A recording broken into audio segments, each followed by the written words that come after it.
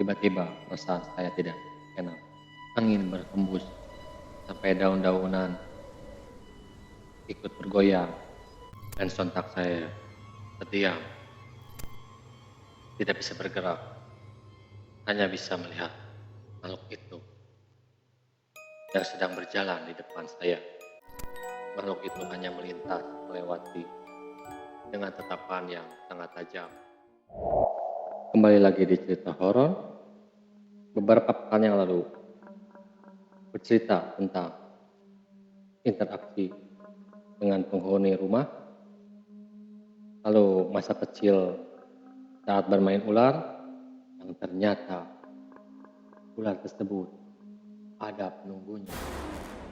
Di cerita kali ini masih membahas tentang cerita horor yang dialami oleh saya pribadi ketika pulang kerja. Sosok yang terlihat masih selalu terbayang sampai saat ini, kurang lebih 17 tahun yang lalu.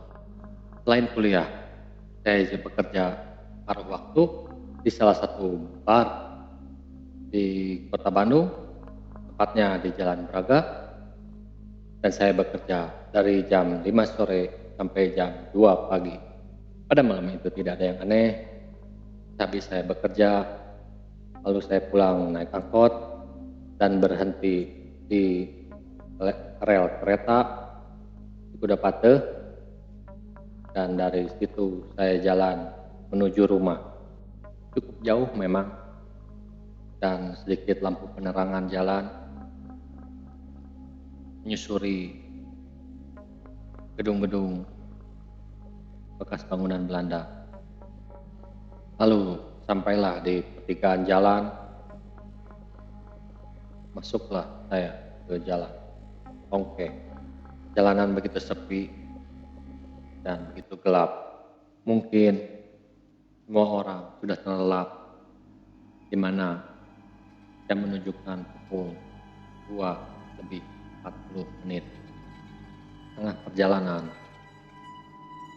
tiba-tiba perasaan saya tidak enak. Angin berhembus sampai daun-daunan ikut bergoyang. Dan ketika saya berjalan, tiba-tiba ada sosok makhluk yang loncat dari salah satu rumah di depan saya.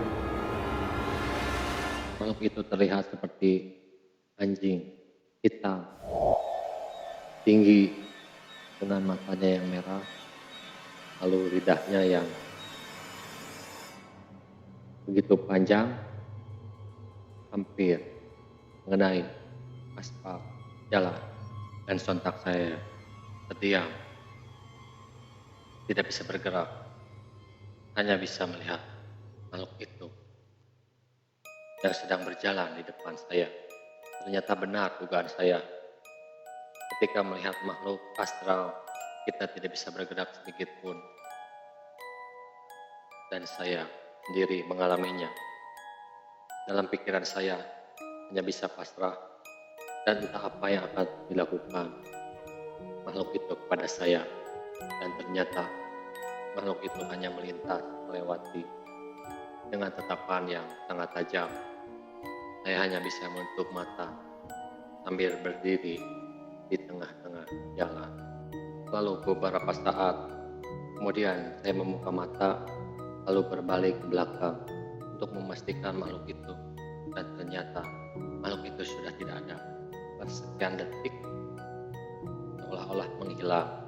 Dan yang lucunya, setelah kejadian itu, saya berjalan mundur sampai ke rumah. Bayang dong, jalan mundur dengan gambrung. Mungkin itu sedikit cerita dari saya, pengalaman pribadi, dan memang kejadian itu masih saya ingat sampai sekarang. Dari mulai tingginya, matanya, lidahnya, dan saya nggak tahu itu makhluk apa. Saya memang bukan anak indigo, tapi jika ada hal-hal yang sedikit mistis atau ada yang mendekati atau apalah itu, lalu begitu terasa.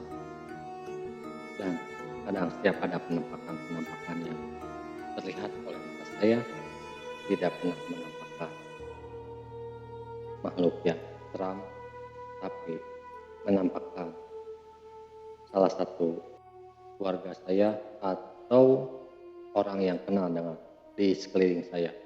Makin penasaran ceritanya, sampai ketemu di video horor selanjutnya.